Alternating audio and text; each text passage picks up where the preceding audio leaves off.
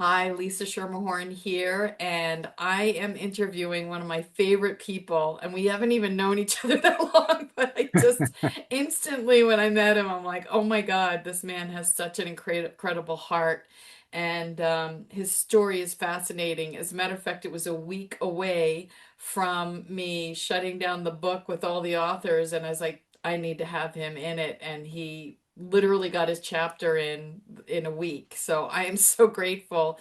So Chris is in the book We Are Quantum, and I want you all to hear his story because he didn't have enough time to really expand on who he is as a person. So you're going to get a chance to get to know him more.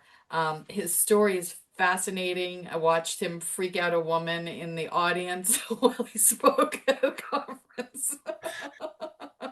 Yeah, sorry. So, You know. well, welcome, Chris O'Connor. Thank you so much for being here.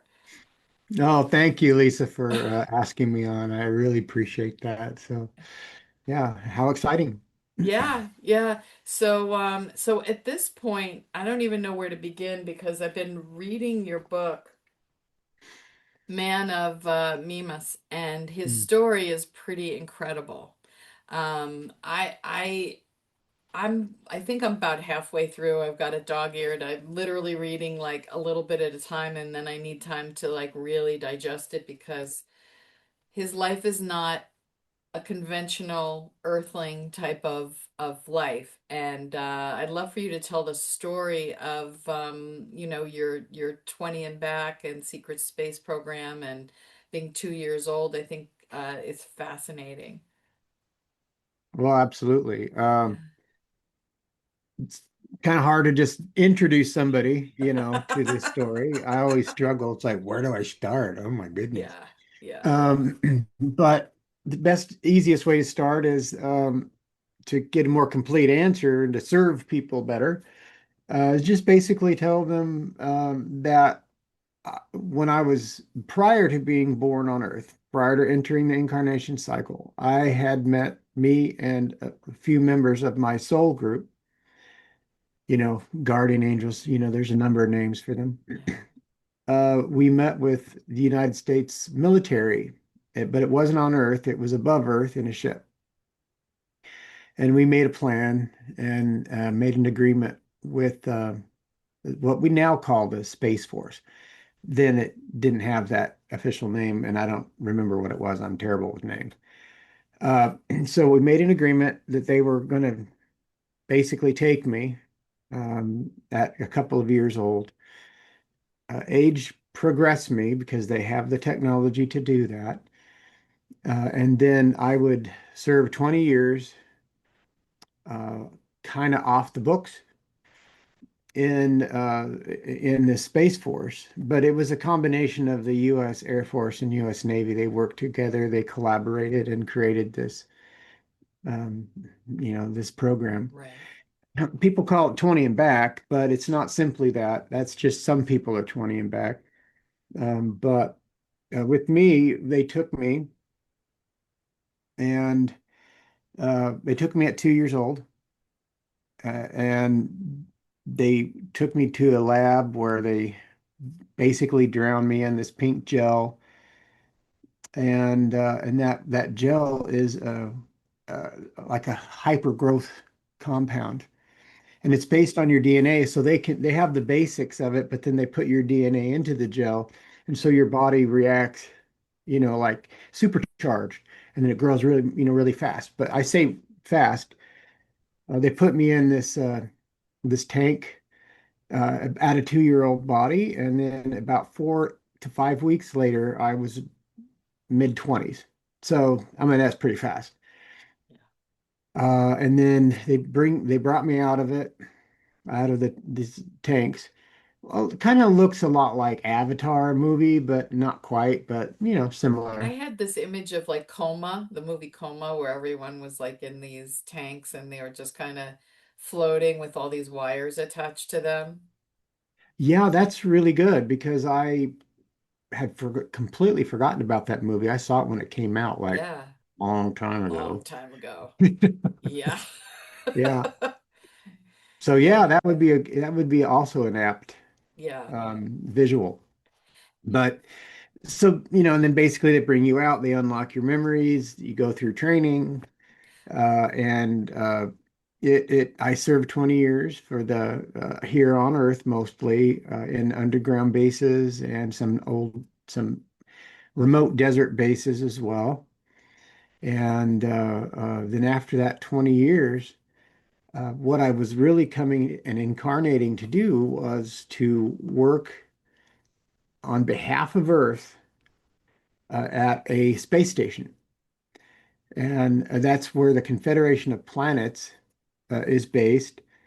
And that group of multiple alien races, hundreds that are there that have embassies, they are there and they've come into our solar system to be of assistance to us during our ascension process, which we're currently in.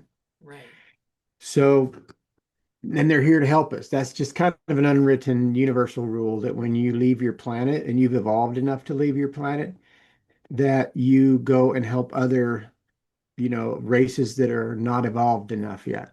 So So, when you say leave your planet, do you mean that someone has ascended to a point where they're no longer in a corporeal body?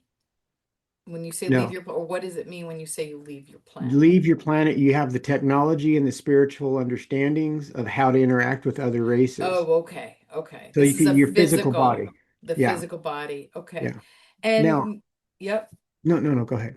So I had a question because you said you were on a ship. What did I write? Before you incarnated. Mhm. So what form were you? Is this the place between lives, or were you incarnated as another lifetime deciding like what form were you in at that point? I don't have a complete picture of it, Okay. but I was much taller and much bluer. Okay. Because I remember looking I down. love it. Yeah, I'm like, Uh, yeah, I'm not entirely sure what I look like, but a lot bigger okay. and a lot And bluer. I've seen you talk about the fact that there's rules about incarnating on Earth. Like, if you were a blue tall being, you couldn't just go and show up on Earth. You had to come in and incarnate as a human, and that's why, at a soul level, you incarnated into human form. Correct. Yeah. And as a side note, many of us have. Yes. You know, pretty much if you're watching this, there's a good chance you're You're one of them. you're one of us. Yeah. I want to know if I'm blue also. Yeah, I don't know. I mean, Oh that may my not even be God. the original body. We Yeah. go to a devacanic body when we leave this, and so I don't know what body I was in. I just remember it being blue and Yeah. had big old feet. So then you talk about having your memories unlocked. Memories from when? Because you were 20 years old. You were 2 years old when you were taken, Yes. progressed to your mid 20s. So what memories were they unlocking?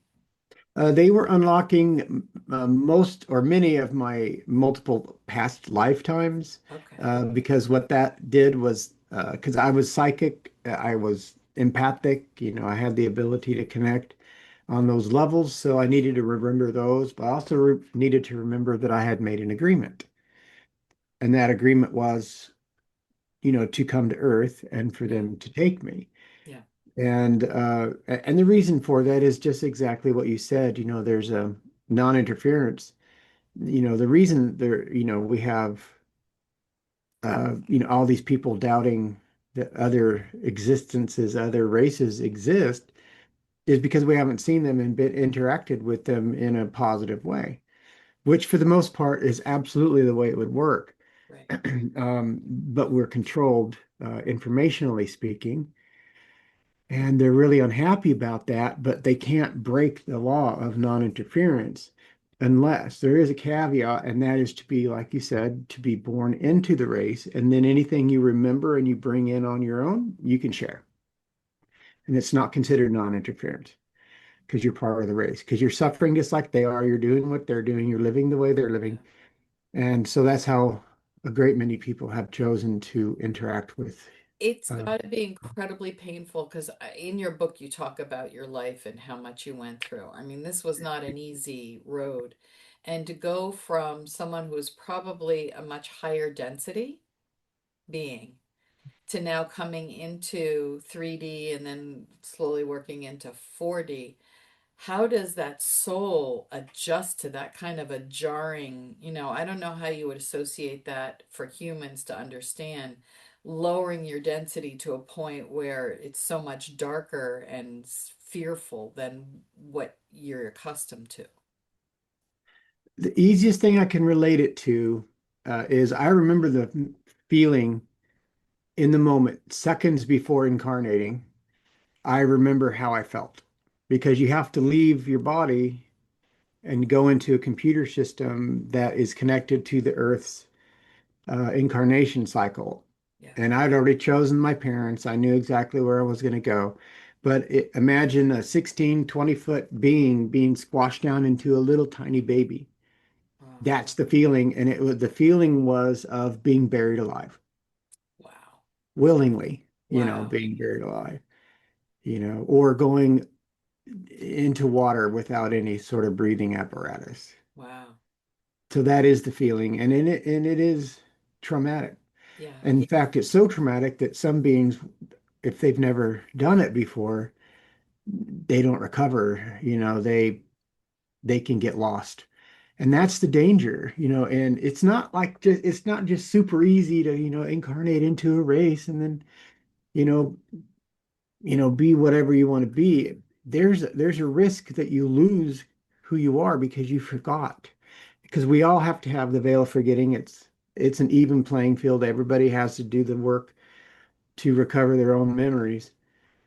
But if you don't, then you're stuck in the incarnation cycle for multiple lifetimes until you remember who you are. And have no idea that you why you came in. And then Yeah, there can be no help on the other side because they can't interfere. they can't interfere, but that's why many of us come to help express that, what we just said, Right. and to share that information so that it may stimulate memories from people.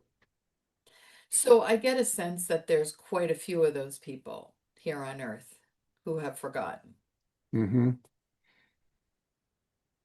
I mean, I don't know the numbers, Yeah. but when I ask guidance, they say nearly 50% of all humans are not native Earth humans. They're from other places. Wow. Wow. So that's a pretty big number. So what is the importance of coming in? Why Earth? Why humans? Like what was the purpose of going through all this to save these third density, people who are being tortured in a prison planet? Mm. Because it's like I said, it's a universal understanding that when you leave your planet, you go to be assistance to others and help them evolve, in however they can manage it. And they did that. They did this several years, 1,000 years ago. They did come. That's where we get a lot of Egyptian gods and a lot of South American, like all the pyramids around the earth. They were all instigated by other races. And but what happened was people started killing in the name of the gods because the gods decided to leave. They saw that it wasn't a really great idea to come to Earth because humans are too focused on worshiping something outside of themselves. Yes. And when you do that, that could lead to human sacrifice, it could lead to wars, it could lead to a great many things that actually did happen. So then they're like, well, sorry, we got to go. I mean, you guys are getting a little too violent and it's just going to get worse. So we're going to leave. Well, then what these different tribes and different groups of people did, they were desperate. They wanted to bring them back. And so they started sacrificing people and trying to lure them back, and it just didn't work, obviously. Right. So they've been trying to work with us for a very long time, and once they left the planet, they're like, we cannot return until they're ready till we're ready. You're ready, I'm ready. And so that's been the whole process. But unfortunately, there's only a few races that are not really our friends that have come, and some of them were already here when the rest of them left. So they're allowed to stay because they've been here for so long. And but they're generally not our friends. And they kind of manipulate information.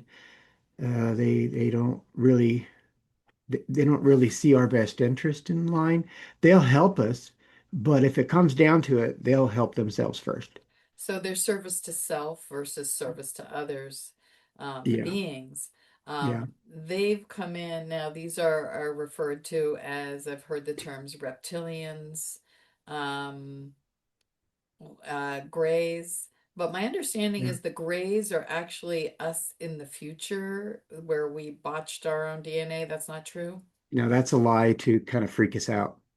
Oh, interesting. You get Yeah. so many stories, but so they Well, are that's the not, thing. yeah, When the negative side, what they do, when I say the negative side, as you said, service to self, trying right. to control information because it's all about power, who's Yeah. going to have the power. What it is that they tend to do is tell lies on themselves. Like, for example, the whole moon, soul net capture thing. I forget what it's called. Oh, the That- reincarnation trap. right, it's a lie to Interesting. make people afraid because when they die, if you're dying in fear, you're much more susceptible to being Interesting. captured. So, so according to my sources, it's like, no, that really wasn't true. They were just creating an element of fear and for when people die. And I'm like, no, I mean, there's nothing to be afraid of. If you can't see your soul group when you die, they're going to do everything they can to protect you and to contact you, so that's why it's good to be in a conversation with them before you die so that you don't lose that Right. connection during the transition. So my understanding is that a lot of the darker forces or whatever actually did capture the spiritual community and distort a lot of what you look at Kabbalah, where there were 12, they call them sephirotes, but they turned them into 10 to keep you from ascending. So you're just on these continual loops. They've done it to a number of different spiritual communities so that it can be very confusing for people Mhm. to figure out which way to go. What do I believe? That's the point. It's to create confusion and fear and anger. So they pit, through religion and politics and a number of ways, they pit people against one another because that's an energy they're going to take in. And I'll tell you, the people that are fully in charge, if you want to call it that, because they're really not, but they just kind of are in the moment, is a group that is observing Earth, and there's only six of them, Wow. but they're very powerful dark force, and they're in control of the reptilians. The reptilians are in control of what we call the grays. No, Right. not all grays are bad, but many grays are actually non-biological or robotic. Right. Some of those were created by the United States government. Believe it or not, after 1947, was it when Roswell? Yeah. That wasn't an accident. That was an intentional crash by some of these dark forces so that it would tempt us into creating an agreement with them because they're seeing all this brand new technology, Wi-Fi and fiber optics and all this stuff that, we'd have never Right. come up with for Right. a while.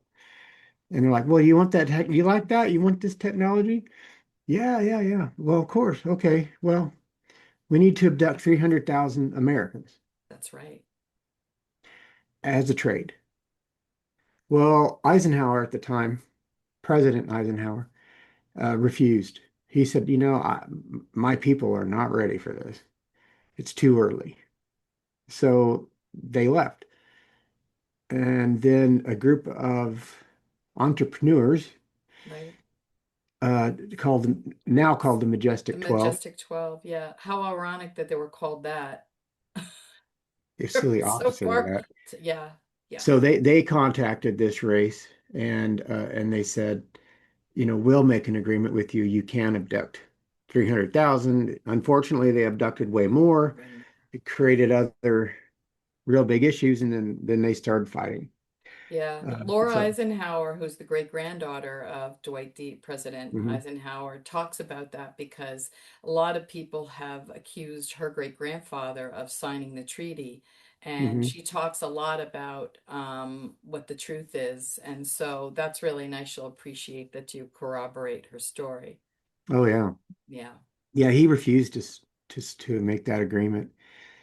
So good on him. But it was this corporations came in. yeah. So these 300,000 plus humans, where did they go? Well, most of them were returned. Okay, so they brought him up and did they do testing on them and Yeah. experiments? Yeah, and they were doing it as because they were lying, Hmm. to the government, and they were saying, that we're dying, we're you guys from the future, and you got to save our race. Ah, And okay. they're like, no. No, that's so interesting. Yeah, and That's they're not genetically there's no way a race without some sort of cataclysmic issue yeah, can just run out DNA genetics. There's too much advanced technology to fill in gaps and to repair these things. yeah. So no, we didn't know it was a lie at the time because it sounded so fantastic. But in reality, our own research now shows that That's really not the not the case. case. Nothing's impossible, but it's really Right. unlikely. Wow. So while people are picking their jaw up off the ground, hearing this maybe for the first time, some people have heard these kinds of stories before, but you're now gone from you were 2 years old, you were born into a family of evangelical Christian family. You were taken at 2 o'clock, at 2 years old in the middle of the night, brought to the space station, and now this station was off of Saturn called Mimas. Right. A simple correction was I Yeah. wasn't taken to the space station yet. I wasn't Oh, taken for 20 years. I was okay. taken into probably a deep underground military base, Okay. or on a ship that was operated and run by the U.S. government. Because they have, I mean, in the 80s, I know for a fact, in the 80s, they had thousands and thousands of ships. Most of them were small, and they're remotely controlled, but they have some now that are the size of cities. One of them is the size of Manhattan Island, Wow. nearly. So, So we have ships. so Space Force has been around for a while. So when Donald Trump introduced this new, part of our military, Space Force, how long has Space Force truly been around and who started this program? Who was in charge of it? Well, it was the U.S. military, the Navy and the Army and the Air Force. And from what I understand, it was 1943, I believe, is when it was. I mean, it wasn't called the Space Force. I don't know Yeah. what they called it, but it was around. They'd begun collaborating then. And then 30 years later, they had thousands and thousands of ships. And in fact, here's something that's good for people to know. Most of the lights we see in the sky that are anomalous and what we would call a UFO it's us. It's usually us because the Confederation of Planets doesn't allow interference like we were talking about earlier Mm-hmm. with us yet. Now they said you can come and you can, if you're an alien race, you can come and just show lights from a distance to Mm-hmm. to help people because you can reject that as something that's a plane or you can see it as UFO. So it's within your choice. But if they were to come and land, it would be like no choice. You're seeing what you're Right. seeing, and Can so they that could interrupt people's mental can states. they communicate telepathically to you Yes, even though they're not physically here? So they correct. can like project themselves. So you could see an image of them without the not a physical. That is absolutely correct. And Okay. because that's unfettered, because the individual is prepared and ready and advanced enough to see them so they can communicate with that individual so it doesn't break the non-interference. Okay. It's a frequency thing then. Yeah. So Yes. someone's frequency has to be at a certain point in order to be able to see or communicate in any way. Yes. But it's not a hard thing to do. It's Yeah. just a matter of you have to open your mind, trust your heart, look, do internal work, trying to balance things out, not be super emotional, because they don't want to, whether we think we're not going to be afraid or not, if they were to pop in to our space, there's a good chance we'd be afraid, at least for a moment. Right. And that Right. they try to avoid that. So mo if people do see things, but they're generally not the most friendly. Right. And so they don't really follow the Confederation of Planets guidelines on contact. But they're free to contact people on a telepathic level, on a projection level, but it's individualistic. So, So those darker, let's say reptilians and whatever the other, darker forces, my understanding is I know that they're going to be ascending with us. But would you say that there are those who are no longer on the planet that were creating a lot of harm? Are they still here or have they left? that's really hard to determine, Yeah. as a human and a human brain, me finding that information. When I ask the question, they're like, no, there are still remnants Remnants, here because but they're not like they're not controlling like what they were before. they're being, you know, taken care of. Okay. Some of them are being taken off planet, but these beings live for hundreds of years, many of them. Yeah. And so they've been here longer than all of our current societies have. And so the Confederation of Planets can't kick them off the planet. They've been on for so long, but they're trying to work with them and say, listen, just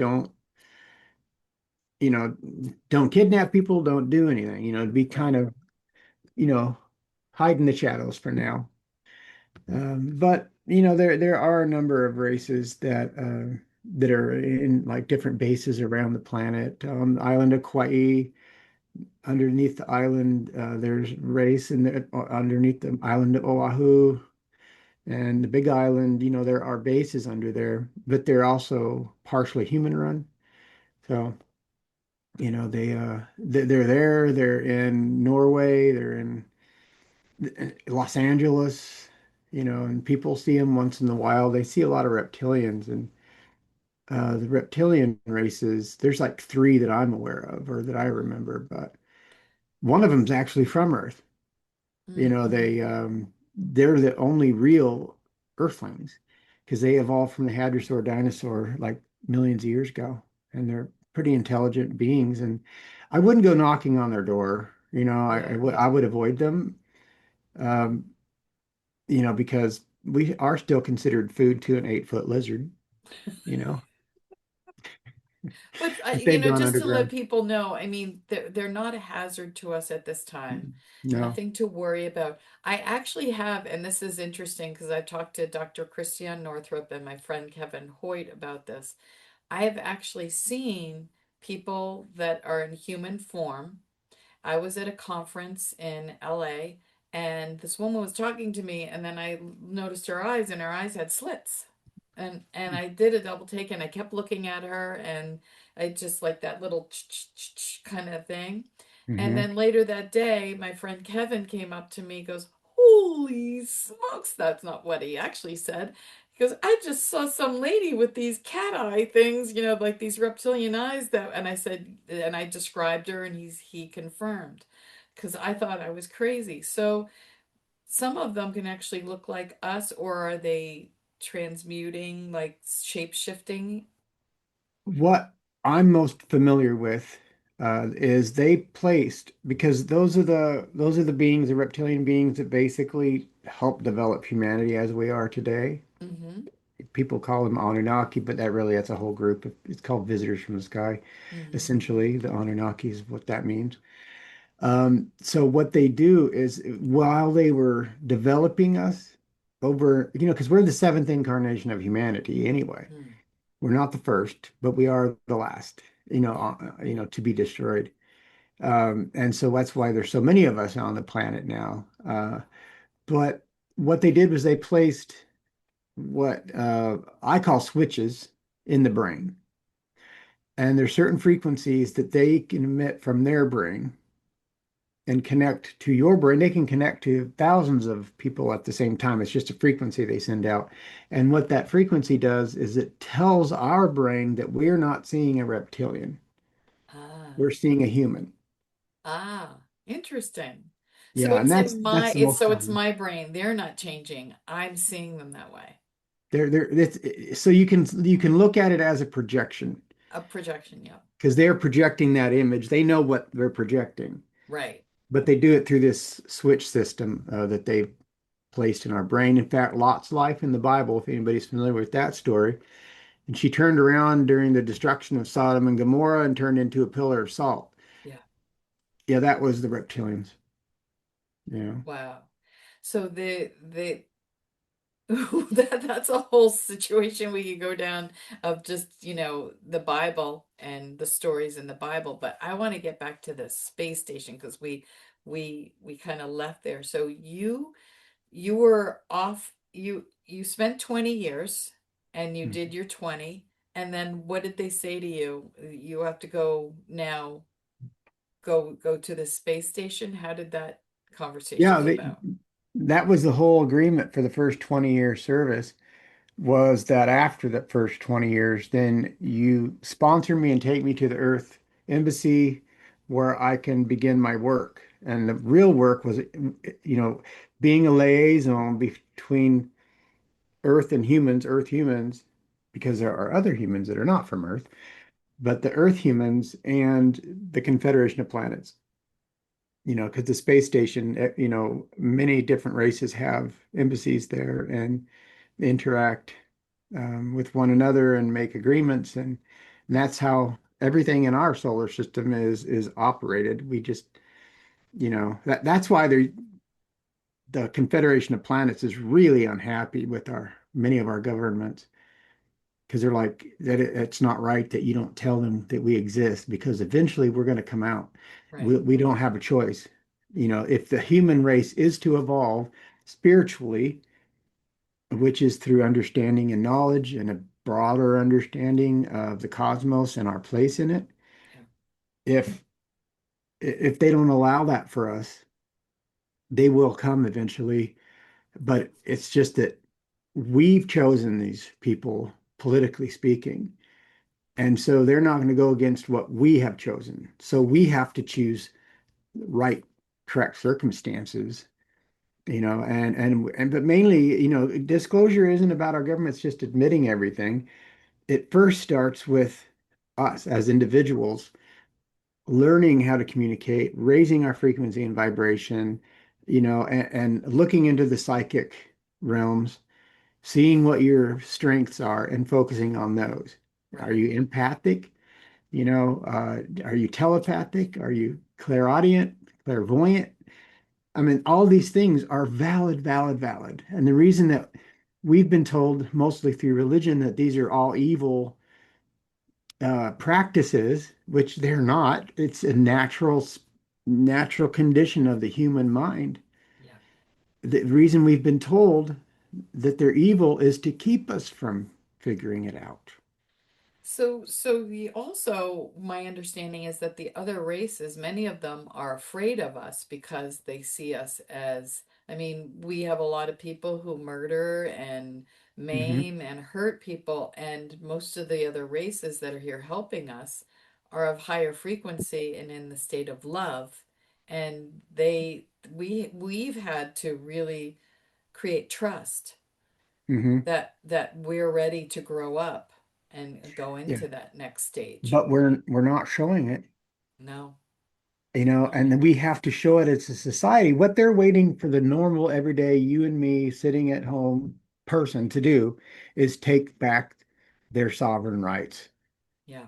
And when I say that, I'm not talking about the necessary sovereign movement, but I'm saying remind everybody that we, the people, are the ones that dictate what we want to know and kick corporations out of the equation Yeah. because they're the ones that have taken it over and they're controlling. You have no idea what they're controlling. There are, uh, there's free power, Yes. that's The out free there, energy from free energy, 0 point. yes. It's out there. It's been out there for decades. I mean, decades. And they're not releasing anything. There's a bunch of warehouses around the world filled with 0 point machines. They're Amazing. little small boxes, you know, Wow. and that could run several homes, but they're waiting for an opportunity to Well, be wasn't advantageous to them. I just saw something recently where they showed an airplane and the actual amount of fuel that it would take if you truly did fill the plane in the wings with the amount of fuel they claim you need per gallon or however they do it. And it just didn't make sense. And so they're showing that they use it to for the propulsion to get up into the air. I'm curious, what happens once the airplanes are then at 30,000 feet? Are they connecting to any other different form of energy, or I'm just curious. I don't know that that's the case. I know that then once they're at their cruising speed, all you have to do is have minimal forward thrust and the way the plane's So built. then they're just riding the waves. Yeah. So they're not, okay, so that's interesting because there's a lot of stuff coming out about that. Yeah. So now on the space station, what was your role? So you get on there and in reading your book, you talk about there were special clothes that you had to wear, special shoes. There's different levels for the different species of different forms of gravity. Mhm. What was that like?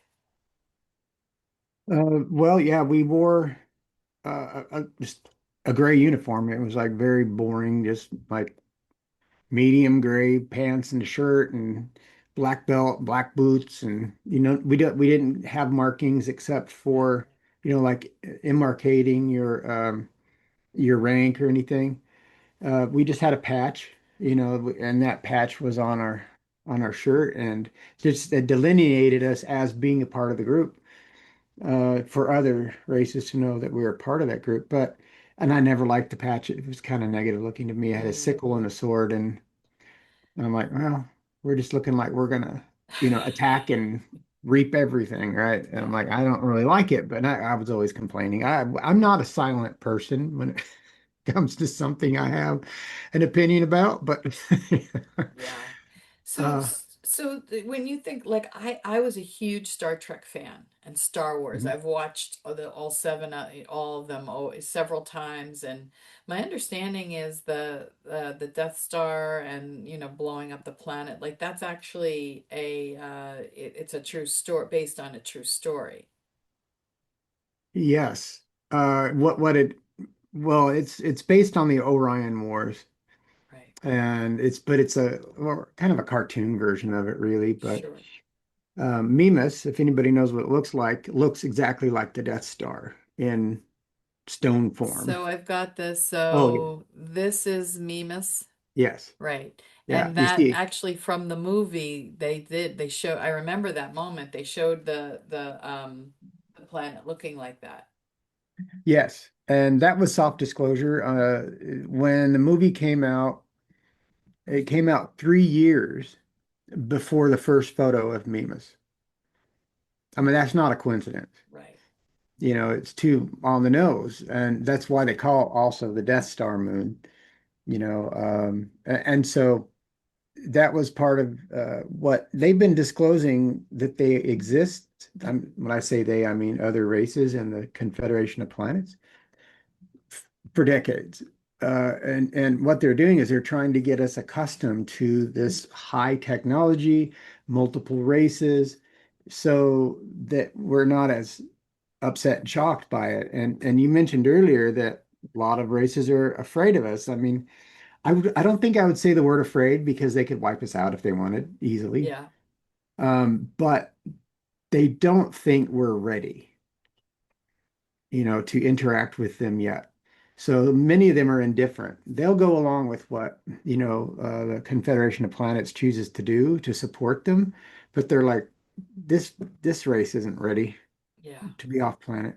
And they're kind of right because there are Earth humans that have separated from the good factions and Hmm. are doing bad things. And that was a large part of my job. I had to go in there and renegotiate. I'm so sorry that they attacked you guys. I'm so sorry, whatever the scenario might be, and we have to find a way to make it right because we're all held responsible for one another as a race. So even though there were dark humans that had nothing to do with, the Earth humans, they were doing some destruction going out. And I know you tell a story about this one race that that faction did some horrific damage to, killed a lot of people. I don't know if you Yeah. want to share that story. Yeah, sure. Yeah. One day we get this call and we're on Mimas. I believe we're on Mimas. And then because my memory's fuzzy on where I was, but we had to rush and went to an asteroid, a mining colony that was run by this group of quite tall grays, 7-ish, 8-ish feet, quite tall. But they weren't, there are many species of gray, so we can't judge it. But I liked them a lot actually. They're really not that emotional. They kind of hold their emotions in, but when they get really upset, they get really upset really fast. So we're in there to negotiate with them, and we went to visit and meet with them. It was on our ship in orbit of this asteroid. And so when we're meeting with them, it didn't really go well. And I was with another man. His name was Bertrand. He was just this super soldier that was like 7 feet tall and gigantic. Uh, and and I actually know who he is in real life now, which is pretty interesting. He lives in France. And so he's with me. And the reason we had him with us, other than protection, although we had our security, is because he had the same and similar stature as these other beings. And so they don't look down on smaller little people, but they don't take him as seriously. So Bertrand was a big benefit. So Bertrand and I are sitting there right at a conference table across from these three beings, possibly four. And it was either Bertrand or I, or it's probably me, not understanding, the gravity of what happened because what happened this at this colony, at this asteroid mining colony, some dark fleet humans visited and wanted to buy whatever they were mining. And I think it was like a type of crystal, but I don't remember. So what they did was they tried to negotiate it, but because this other race, the tall gray ones, were part of the Confederation of Planets, they were sort of banned from trading with them. And they're like, no, we can't do that. We have an agreement. We can't trade with you because of what you're doing, all around the solar system. So what they did was they left the Dark Fleet and then they came back, attacked them, took what they wanted anyway, and killed about 300,000 of these beings. So we had to rush over, step in, and like, oh, we're so sorry, because we're responsible for them because they're Earth humans. So we negotiated for a while. They were getting emotional, and I was there, and what my job was doing telepathic work and empathic work, so I could kind of gauge how they're doing and if things are going well or not. So I turned to Bertrand and say, it's not going well. They're about to lose it. They're so upset. And naturally, right? 300,000 of them were killed. Amazing. So I wasn't hearing what he was trying to say in his mind because we were trying not to be emotional, don't show too much response, just just the facts. Well, that didn't quite work for them. So what this one being did, he had like a vest on, and his center of his chest was sort of, bare. And so he just rubbed his hand either in a circle or straight line. It was just this weird movement. And then this beam of like a green blue light came out of his where our heart is. A beam of light came out and hit me right here in the chest or, like shoulder area. It knocked me back and I died. And then they had to rush me, because we carried copies of certain personnel, So a when you body say that, copy. like clones, like a body copy, so they would make you like age progressed, they took some of your DNA and then they would just keep them in like stasis. Is that how they Yes, were? Just wow. yes. So And they we don't always have a had them on our consciousness. ships. Okay, so they didn't have consciousness. They're just bodies sitting No, no, living they're there. just a physical form. Wow. That's why I don't really love the clone because the clone, first of all, it's got kind of a negative connotation, but also it could lead to people believing they have their own personal consciousness and occupied when Hmm. they're not. It's just a copy in case certain circumstances like this happen. And then they moved me into it. It took a few days. So that just It so takes, people know, they could actually use tools and move your consciousness from one being to another. it has to be a DNA match, but yes, Okay, it has to be a DNA match. yes. Okay. Yeah, because it's all in the pineal gland and the frequency that creates on a DNA level, because all memory is DNA based. Our soul consciousness is connected to that DNA in the pineal gland and the quartzite crystals. And Yeah. it's a long story, but Yeah, yeah, yeah. No, it's fascinating to me. So now you're in this new body. How long does it take you to get adjusted and realize what it just happened? well, I was out for, I don't know what we would call it, 2, 3 days. Yeah, But what it is, it's like when you come out of that, it's like having the flu where everything is just off. yeah, You feel terrible. But what it is the soul, the consciousness, all of that is readjusting to a new configuration of nervous system, right. um, which is still a match, but it's still new, Right. unoperated. And so it just takes a few days. So, a few days later, I'm in a hospital, and then I'm sitting on the end of the bed, and Bertrand comes in and sits down next to me in a chair, and he's like, "Well," and he told me the whole story what happened after I was shot. And he said, "Well, it turned out that this race, this one, I believe he was the ambassador for that race, felt so bad about shooting you. He said that he realized that whether you're shooting one person or 300,000, the principle's the same. You just don't do Wow. that." Wow. And so, because they were pretty angry and they wanted to exact revenge on Earth in some form or fashion. So he's like, "Well, it worked out. They It realized what just they happened to did." work out.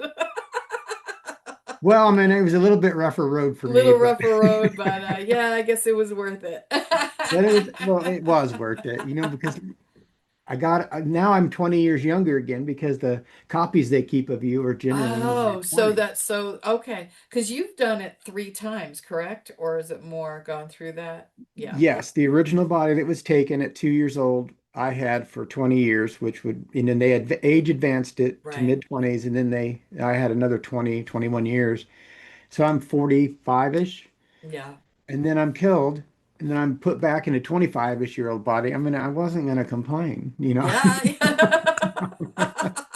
And so then I lived out the first 20-year contract and then the second 20-year contract. And part of my negotiation was, I kind of liked going back to a mid-20s body. So if I sign up for 20 more years, I have a device, I have some information I want to bring. I don't want to be interfered with, and I want a payout, when I leave, and I want to go back into a 25-year-old body. So they said, "Yeah, sure." They said, "You're not going to remember any of it anyway." So Right. absolutely. We signed a contract. I remember the contract number. Yeah. And so that's what happened. But unfortunately, they told me the truth. You're not going to remember it.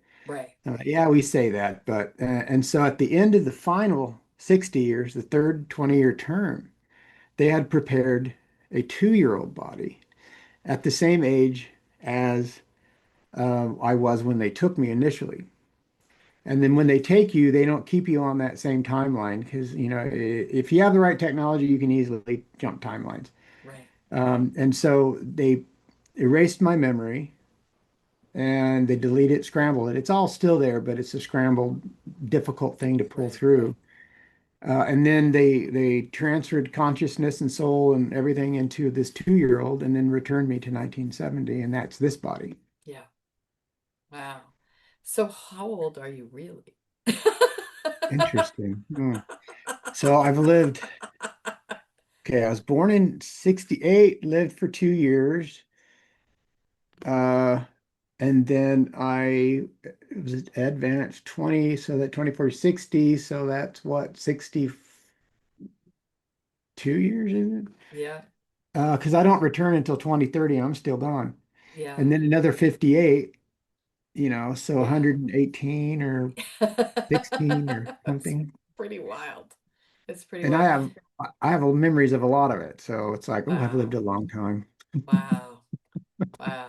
And so we talked about the fact that most people have been through this, don't remember, but there were some beings that put some kind of an implant in there that allowed you to remember. What they did was they put a psychic, again, you could call it a switch if you want, or Yeah. psychic something in the brain, in my brain. Yeah. They couldn't put anything mechanical.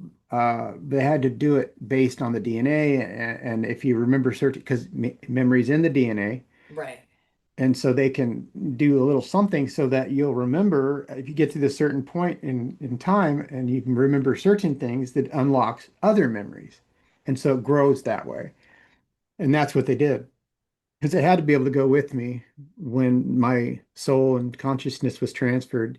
And the Right. only way to do that is to attach it to the DNA and the frequency of the soul. So you remembered the technology, and I just want to show people because this is the Deems device. Mhm. And there's a gold one and there's a silver one. I've had mine for, is it 6 weeks or 2 months maybe now? Okay. So this one has gold plate, gold on one side and silver on the other. Um, the technology is pretty amazing, and I've had some pretty wild experiences with it. Yeah, what the Deems does is create a frequency, an energy, piezoelectric and magnetic frequency. It's a vortex, so your body interacts with it very easily because your nervous system is based on piezoelectric energy. And the only way to create piezoelectric energy is, well, through the brain. And then also by crushing a crystal. And when you put too much pressure on a crystal, it'll create piezoelectric energy and flash. Right. You've seen videos, I'm sure many of us have. Yes. And then also like placing a magnet against its magnetic field. And I can show you what I mean by that. So here's mine, Mm-hmm. and this is how it wants to rest, or this is how I do, but this is how it wants to rest. See, it doesn't want to go this way. Yeah. It only wants to go this way. So that's the field that it wants to create, and then it creates a balance. To create piezoelectric energy, I twist it against what it wants. You see, it fights.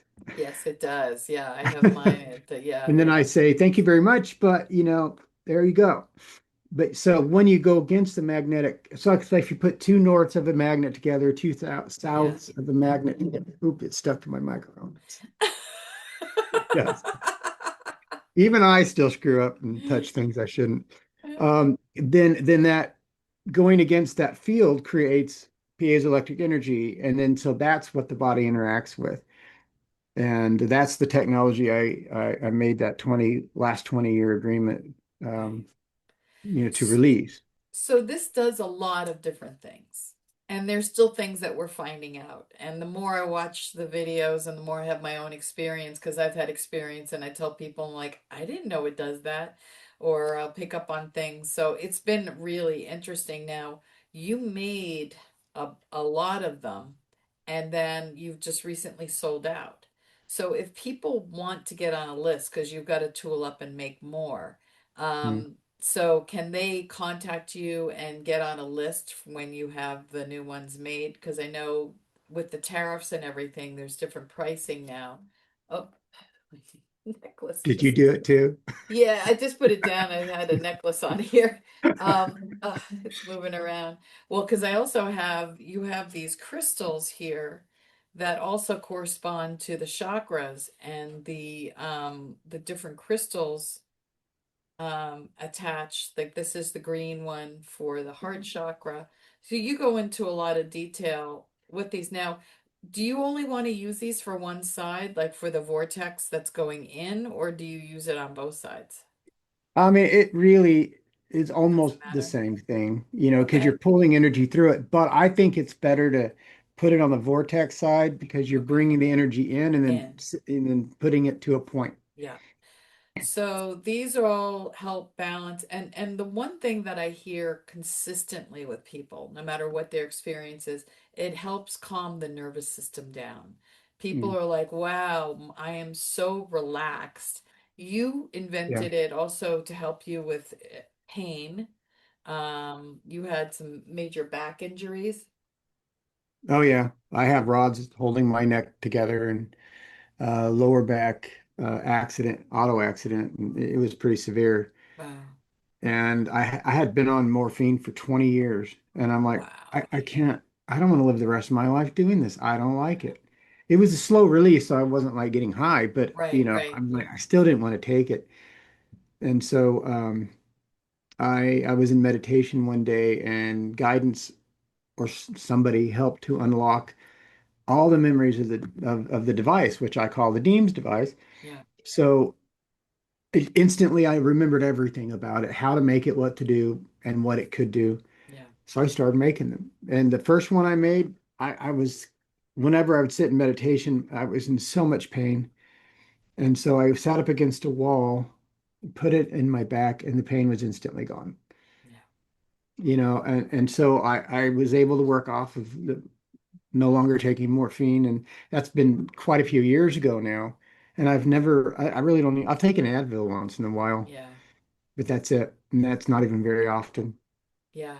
Yeah. I have found, I know you can't say all the other things that this does, because we don't want to get you in trouble. This is my own personal experience, but I believe that it is also interdimensional, and I've had it communicating with me, and it's given me messages. It's gotten to a point where it's really become part of me. Like when I leave my house, I literally think of it. And I've had time, like I miss it. It's really funny. It's like my little teddy bear.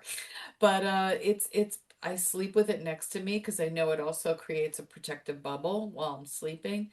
It balances out your chakras. There's so many things that it does. But I've had times where I even use it to project energy when I work with people in my healing practice.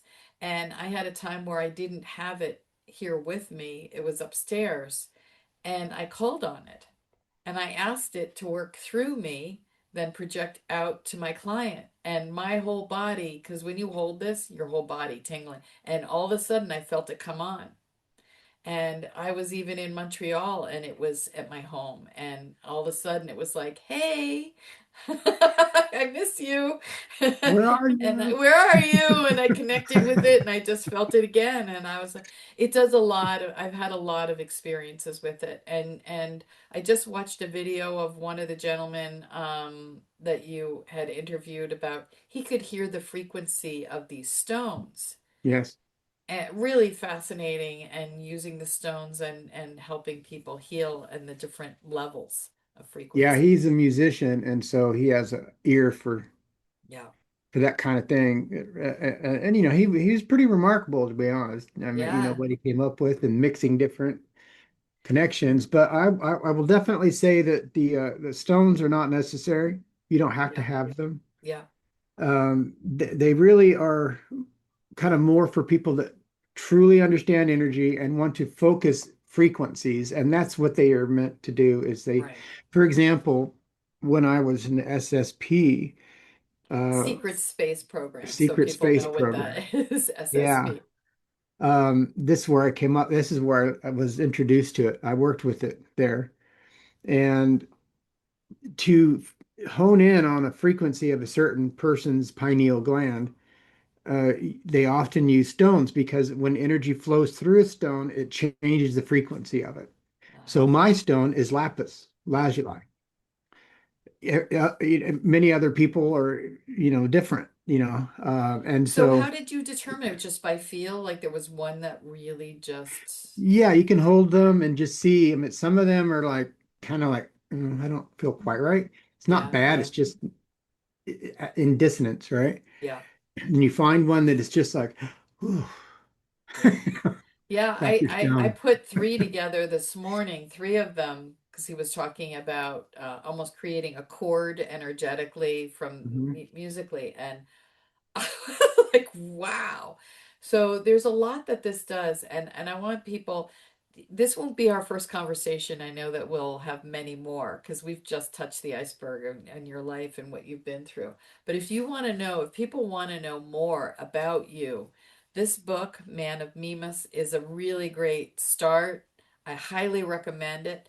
And I'll have your links below so people can contact you and get on a list for one of these because these are really meant to help us all ascend. They're really helping people, and we want to get more of these out and help people. Yeah, I receive so many emails and so many people telling me that things they're doing with it, and I'm flabbergasted Yeah, because there's so many things I didn't expect that it yeah, that it well what it is we're using the energy it creates, giving our body much more energy to manifest and to do things that we yes. want to do. Like So it's not doing it itself, it's just providing the so it's energy. enhancing our own ability. So if I have a Mhm. certain ability, it's projecting that out at a higher Yeah, frequency. it's And just even amplifying it. it's amplifying. Yeah, it was one point I was outside and these rain clouds were out and I was with a friend and we both had our deems out. I had the gold one, she had the silver one, and we were sitting there, Barry and I, and all of a sudden this hole starts to appear in the cloud and all of a sudden we have sun and there's dark clouds all around us and I'm like, are we doing that? Could be. Could be. Don't know. But we got a kick out of that. It was so funny. We had sun all of a sudden and everything else around. We just watched this like hole open up in the sky. It was pretty wild. Well, It was fun. we are the ones making reality, so That's true. That's true. So for people who want to reach you, what's the best Mhm. way to contact you to get on a list for when you have the next set of deems ready? Yeah, there are two things that they can do. They can email at deemsdevice@gmail.com. So it's DEEMSDEVICE. So deemsdevice@gmail.com, or or you could go on the website deemscompany.com. The email's there too. And if you just want to, a lot of people would rather pre-purchase the deems so that they know they're in the queue, and as soon as they're ready, and it's then they get shipped out. Right. But I will say honestly, right now it's going to take 2-3 months, Yeah, you know, yeah. Because a because lot I of pretty the big back stuff, order. equipment has to be also imported in, and there's things. But you Yeah, do have a lot of people who are interested in this. But we're determined to help him get this out and get it around the world and help people in this during this yeah. ascension Well, so process. far we're on every continent, and then Brad Olson's going to take it to Oh, Antarctica? Antarctica the next time he goes, and I'll be on all seven. Yeah, that's so cool. That's really Yeah. cool. I'm Oh like, my well, maybe God. I'll just go to Antarctica and just throw Well, it there and leave it. yeah, that would be amazing. Because Yeah. they do work. They help the planet actually, each and every one. There's about 1,700 out or more Wow. around the planet. Yeah, we And got to what they get do is more. they're helping repair the electromagnetic grid of the Earth, and that's it's part of it. It's there to help people, but it's also here to help the Earth. So Wow. it's all good. Well, It's amazing. And Chris, thank you for dispelling a lot of things. It can be so confusing what you're told and you don't know what to believe and what not to believe. And I find that there's certain people that I'll follow for a period of time and then all of a sudden I'll be like, no, doesn't work anymore. And Yeah. suddenly I'll find someone else. But it's really about finding your own discernment Hmm. and finding out and becoming sovereign and figuring out who you are and what your own beliefs are. Yes. So thank you so much for setting me straight on some of those things. And I can't wait to hear more about some of these beings that you worked with and more about the actual space station. So we'll connect soon. But thank you again. And we will talk soon. Yeah, absolutely. Thank you for inviting me. Love to you all. Yeah. And thanks again. Thank you.